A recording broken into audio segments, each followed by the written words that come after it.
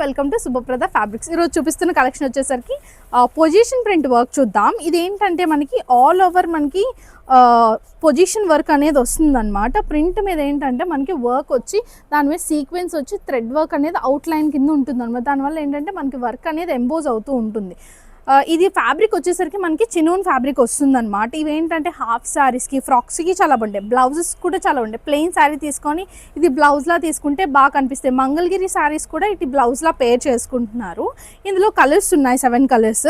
ఇది ఒక pink colour, before చూపించింది మీకు వైన్ షేడ్ చూపించాను. అండ్ ఇది ఒక పిస్తా గ్రీన్ షేడ్ ఉందన్నమాట, లైట్ పిస్తా గ్రీన్ షేడ్ వస్తుంది. అండ్ ఇది ఒక బాటిల్ గ్రీన్ కలర్.